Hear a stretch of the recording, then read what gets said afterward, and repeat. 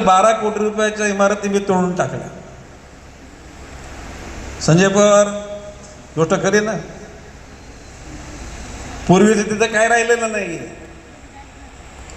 म्हणजे याचा अर्थ मी माझ्यावरचा अन्याय दूर करू शकत नाही, कारण ते गोष्ट खरी आहे की आता माननीय देवेंद्र फडणवीसांनी जो निर्णय घेतला महसूल विभागामार्फत, जे लोक आपली घरं बांधून राहिलेली आहेत ती अनधिकृत आहेत, त्या महसूल विभागाच्या मार्फत मंत्रिमंडळासमोर प्रस्ताव आला की 500 स्क्वेअर फूट, 1000 स्क्वेअर फूट आणि 1500 स्क्वेअर फूट ती बांधलेली घरं त्याच्या मालकीची करण्याचा निर्णय घेतला. त्याच्यामध्ये अट संरक्षण खात्याची, वन खात्याची जमीन वगळून, काय म्हणजे वन खात्याची जागा कुठल्याही गोष्टी करता घेता येत नाही. आज महाराष्ट्रामध्ये एकूण असलेल्या जागेच्या 21% जागा वन खात्याकडे. म्हणजे 100 एकर जागा असेल त्याच्यामध्ये वाड्या, वस्त्या, ग्रामपंचायत, नगरपालिका, महापालिका, औद्योगिक वसाहती, खाजगी लोकांची शेती, ही सर्व जर त्या ठिकाणी 79% असेल तर 21% जागा वन खात्याची. केंद्र सरकारच्या थंब रूल प्रमाणे 33% जागा करायची आहे. आणि म्हणजे आता 12% जागा अजून वन खात्याला विकत घ्यायची. आता वन खात्याचा पुराण इथं मी ऐकून दाखवणार नाही, त्याला वन खात्याची पुस्तिका येईल, त्याला आपल्या सगळ्यांना कल्पना येईल. परंतु गोटीराम भाऊच्या विषयी बोलायचं म्हटलं तर गोटीराम भाऊ एक सहिष्णू माणूस आहे. आळंदी, देहू, पंढरीचा वारकरी.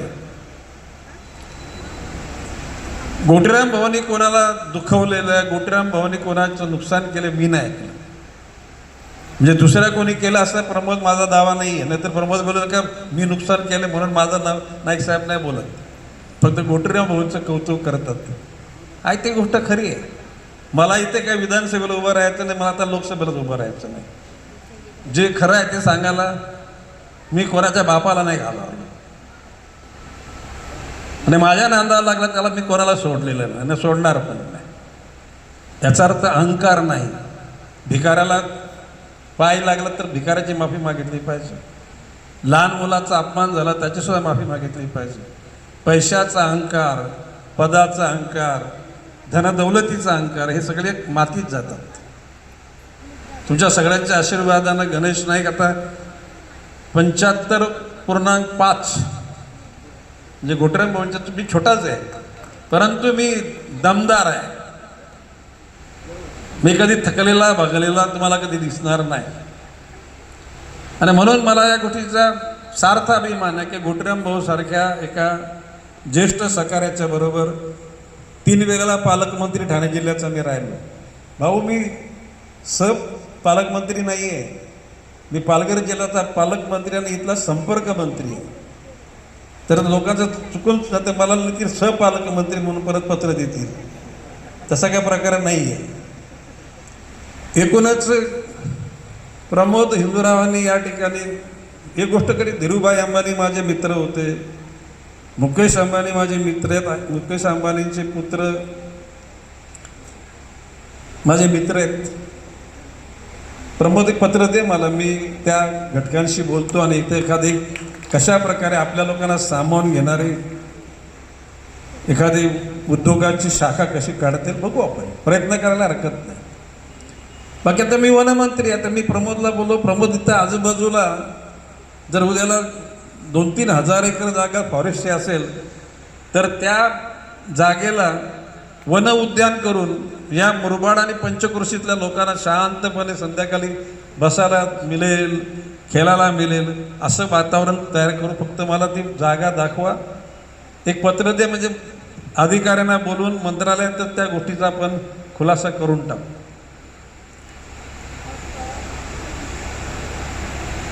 गोटीराम भाऊनी अपेक्षा केली की आता जे महाराष्ट्र सरकारने शेतकऱ्यांची कर्ज माफी केली, वीज माफी केली, मोठ्या प्रमाणामध्ये केली. भाऊ आता तुमच्या मनामध्ये ज्या कोणाला तरी त्या 50,000चा फायदा नाही, मला सगळं जरा डिटेलमध्ये तुम्ही पत्र तयार करा, मंत्रालयात बैठक लावतो मी. सुभाष ती माहिती घे ना मंत्रालयात. तुम्ही तुमच्यात अरुण पाटलाला बोलवतो ना, बाब अशी की मंत्रालयात सर्व कृषी मंत्री, सहकार मंत्री, सुदैवानं गणेश नाईकने जर विनंती केली तर कुठलाही मंत्री त्या ठिकाणी नाही बोलणार नाही. जे कायद्याच्या कक्षेत आहे त्या सगळ्या गोष्टी पूर्ण करून देतील. मुरबाड तालुका हा शैक्षणिकदृष्ट्या अतिशय फॉरवर्ड तालुका आहे. आज UPSC, MPSC, MBBS या विद्यार्थ्यांचा सन्मान झाला, मला आनंद वाटला. घोटराम भाऊंच्या कितीतरी कार्यक्रमाला मी आलेलो आहे. मग अशी सुभाष पवारांनी सांगितलं ते क्रीडा महोत्सवाला तालुक्याचं आपलं ते काय कुठलं स्टेडियमचं काय झालं? नाही आता तुम्ही द्या ना, तुम्ही नाही तुम्ही ते पत्र द्या. क्रीडा मंत्री जे गरजेचे सगळ्यांना बोलून घेऊ. शेवटी नुसते शिकून नाही, मुलाबालांना खेळ सुद्धा खेळता आला पाहिजे. माननीय मोदीजींच्या नेतृत्वाखाली चालणारा देश, या देशामध्ये महिलांकरता अनेक त्या ठिकाणी योजना राखलेल्या आहेत, राबवण्याचं काम आपल्याकडे. पुरुषांना जितकं कर्ज नाही मिळणार त्याच्यात इझी 50% पुरुषांनी जर एक दिवस कर्जासाठी घातलं तर महिलांना अर्ध्या दिवसामध्ये कर्ज मिळेल. आणि म्हणून मी महिलांना आवाहन करेन, गोटराम भाऊ तुम्ही आता वाढदिवस साजरा नाही करायचं ठरवलेलं आहे, ठीक, चांगली गोष्ट आहे. परंतु आता किंबहुना तुमच्यामध्ये अजून सुद्धा तुमच्याविषयी समाजामध्ये आदर आहे.